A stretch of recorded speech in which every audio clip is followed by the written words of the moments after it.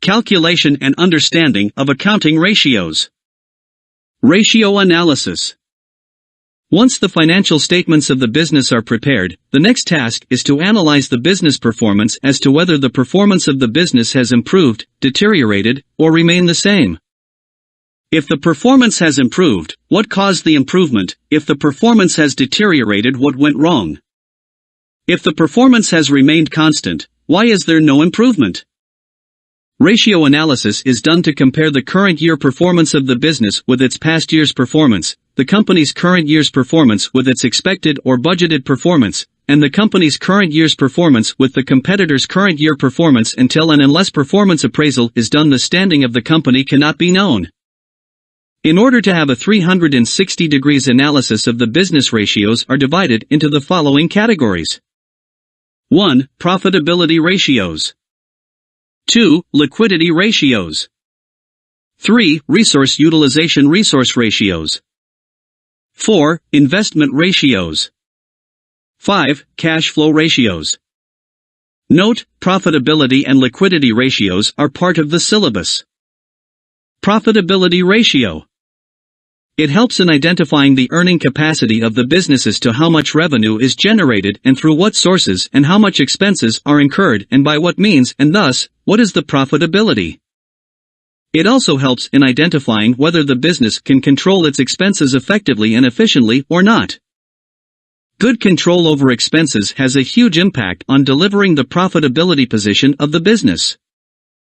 These are some basic formulas and equations to help you calculate the profitability ratios easily. Turnover, also termed in the exam as net sales equals sales, sales return.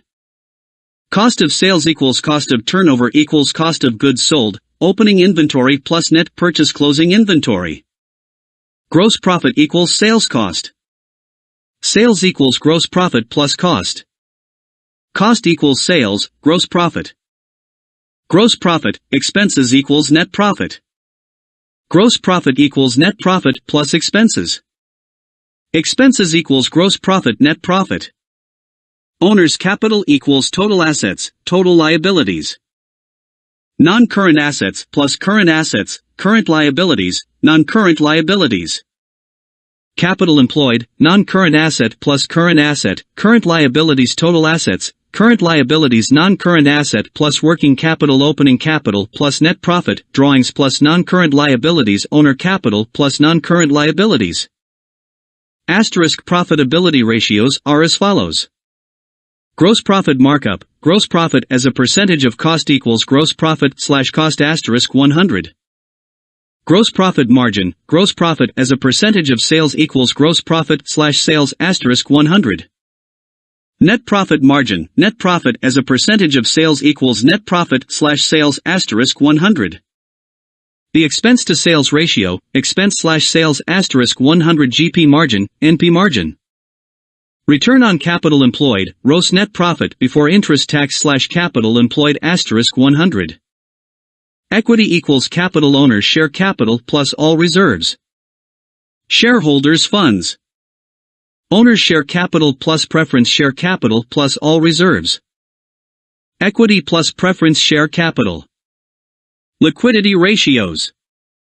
Liquidity is the ability of the business to convert its assets into cash.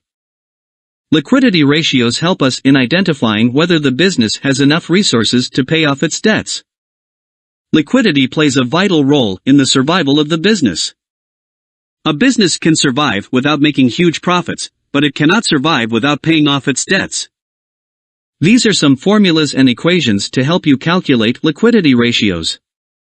Working capital equals current assets, current liabilities if positive equals net current assets if negative, then net current liabilities. Liquidity ratios are as follows. Current ratio, current assets / current liabilities, or ideal ratio equals 1.5 to 1, 2 to 1. Quick ratio / acid test ratio, current assets, closing inventory / current liabilities. The ideal ratio is 1 to 1. Average inventory, opening inventory plus closing inventory / 2. Rate of inventory turnover, times cost of sales / average inventory. The value obtained from this formula would be in times. Inventory turnover, days average inventory / loss of sales * 365. Trade receivable turnover, days receivables / credit sales * 365. Also known as the receivable collection period. Trade payable turnover, days payables / credit purchases * 365. Working capital cycle, inventory turnover days plus receivables collection period, payables payment period. General comments. Working capital at any point in time should always be positive. When it is negative, it indicates that the business is suffering from a liquidity crisis and is on the edge of bankruptcy. Current and quick ratios should be closed to ideal ratios. If they are below the ideal ratio, it shows liquidity crises and financial crunch, but if they are more than the ideal ratio, then it is not a good sign as it reflects underutilization of resources as the amount which should have been invested elsewhere is stuck into the business. Rate of inventory turnover indicates the rapidity with which inventory is being sold. The higher the rate of inventory turnover, the better the performance of the business is. Inventory turnover days, on the other hand, indicates how many days does it take for the inventory to be sold completely. The earlier the inventory is sold, the better the performance. The receivables collection period indicates the number of days it takes for the receivable to pay back the amount that they are. The payables payment period, on the other hand, indicates the number of days it takes for the business to pay off its payables. Working capital cycle help in identifying the number of days it takes for the working capital to be recovered. The shorter the working capital cycle, the better the liquidity. How to comment ratios. When commenting, it must be kept in mind that we will never comment in a haphazard manner whatever the sequence in which ratios are calculated. Instead, we will first comment on all profitability ratios, then on all liquidity ratios, and, finally, on all resource utilization ratios. When commenting, we will not state that the ratio has increased or decreased. Instead, we will identify whether the change in ratio shows improvement in performance or deterioration in performance. Moreover, we will also try and identify what caused the improvement and deterioration and suggest reasons for further improvement. Finally, we will give a concluding remark, to sum up the comments we have made.